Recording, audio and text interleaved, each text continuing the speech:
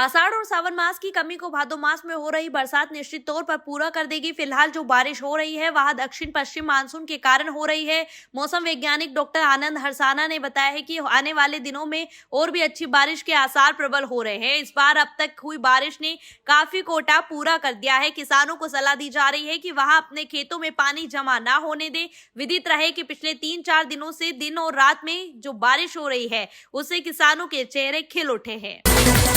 प्रदेश कांग्रेस अध्यक्ष जीतू पटवारी सहित अन्य नेताओं के बयानों को लेकर इन दिनों राजनीति गर्मा रही है। एक दूसरे पर तमाम तरह के आरोप प्रत्यारोप भी लग रहे हैं। सोमवार को भाजपा के द्वारा शहर कांग्रेस कार्यालय का घेराव करते हुए जमकर प्रदर्शन किया गया।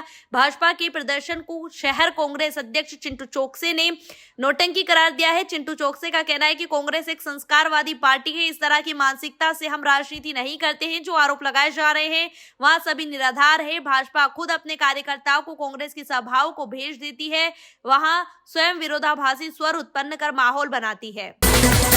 इंदौर कलेक्टर आशीष सिंह ने अमानक खाद बेचने तथा कालाबाजारी करने वालों के विरुद्ध सख्त कार्यवाही के निर्देश देते हुए अधिकारियों से कहा है कि वह आमजन की समस्याओं का त्वरित समाधान करे। लापरवाही करने वाले अधिकारियों के खिलाफ भी कड़ी कार्यवाही की जाए। यह बात कलेक्टर आशीष सिंह ने सोमवार को आयोजित समय सीमा बैठक के दौरान कही है। बैठक में निगम कमिश्नर शिवम वर्मा सहित अन्य अधिकारी मौजूद थे।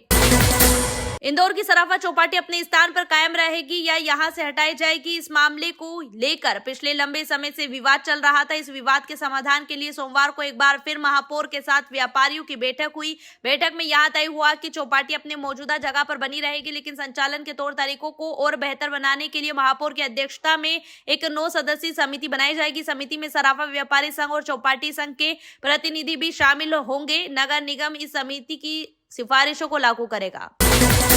वर्ष 2025 का ये पितृपक्ष अपने आप में एक ऐतिहासिक और दुर्लभ है। इस बार इसका आरंभ और समापन दोनों ही दुर्लभ खगोलीय घटना यानी कि चंद्र ग्रहण और सूर्य ग्रहण के साय में होगा। ऐसा अद्भुत संयोग लगभग 100 वर्षों बाद देखने को मिल रहा है। ज्योतिषाचार्यों के अनुसार पितृपक्ष का शुभारंभ 7 सितंबर को होगा। इसी दिन आंशिक चंद्र ग्रहण है। इसका समापन 21 सितंबर को होगा, जब सूर्य ग्रहण का अद्भुत नजारा दिखाई देगा। धार्मिक मान्यता है कि पितृपक्ष में ग्रहण का संयोग पूर्वजों की स्मृति और श्राद्ध कर्म की आध्यात्मिक महत्ता को और गहरा करता है। ज्योतिषीय दृष्टिकोण से यह काल साधकों और श्रद्धालु दोनों के लिए गंभीर साधना का अवसर लेकर आता है। दक्षिण मध्य क्षेत्र सांस्कृतिक केंद्र नागपुर संस्कृति मंत्रालय भारत सरकार द्वारा इंदौर के देवला लीकर कथा विथिका में 5 दिवसीय चित्र प्रदर्शनी आलेख्य का शुभारंभ हो चुका है। यह प्रदर्शनी 5 सितंबर तक चलेगी। प्रदर्शनी अहिल्याबाई होलकर के जन्म त्रिशताब्दी वर्ष और महाकुंभ 2025 की भव्यता को समर्पित है। प्रदर्शनी में देश भर के विभिन्न कलाकारों की कृतियों ने भारतीय संस्कृति, परंपरा और इतिहास को सजीव रूप में प्रस्तुत किया गया है। शुभारंभ समारोह में सांसद शंकर लालवानी भालू मोड़े अतिथि के रूप में उपस्थित थे। इस अवसर पर दक्षिण मध्य क्षेत्र सांस्कृतिक केंद्र नागपुर की निदेशक श्रीमती आस्था कालेकर भी उपस्थित थी। त्योहारी सीजन में सड़कों पर अस्थायी दुकानदारों का इन दिनों जमावड़ा आम बात हो गई है। कपड़े, खिलौने, मिठाई और सजावटी सामान बेचने वाले दुकानदारों की वजह से न केवल यातायात जाम होता है बल्कि पैदल चलने वालों को भी परेशानी उठानी पड़ती है। नगर निगम को पिछले कई दिनों से शिकायत मिल रही है। इसी के मद्देनजर निगम ने सोमवार को बाजार में अनाउंसमेंट कर सभी दुकानदारों को चेतावनी दी है कि वहां अपना सामान समेट ले, अन्यथा जब्ती की कार्यवाही की जाएगी। अनंत चतुर्दशी आस्था, श्रद्धा और उत्सव का अद्भुत संगम है। यहाँ दिन भगवान विष्णु की अनंत शक्ति के पूजन का है और साथ ही गणेशोत्सव के समापन का भी। इस अवसर पर भक्तजन 14 गांठ वाला अनंत सूत्र धारण करते हैं और अपने परिवार की सुख समृद्धि की कामना करते हैं। उधर 10 दिनों तक गणेश बप्पा की आराधना करने वाले श्रद्धालु इस दिन शोभा यात्राओं के साथ बप्पा को विदाई देते हैं। अनंत चतुर्दशी का यहाँ पर्व 6 सितंबर शनिवार को मनाया जाएगा। मान्यता है कि इस दिन व्रत रखने और भगवान विष्णु की पूजा करने से जीवन के सभी दुख दर्द दूर होते हैं और परिवार में सुख शांति आती है। इस दिन 14 गांठ वाला धागा बांधने का विधान है, जिसे अनंत सूत्र कहा जाता है। यहाँ सूत्र अनंत सौभाग्य और कल्याण का प्रतीक माना गया है।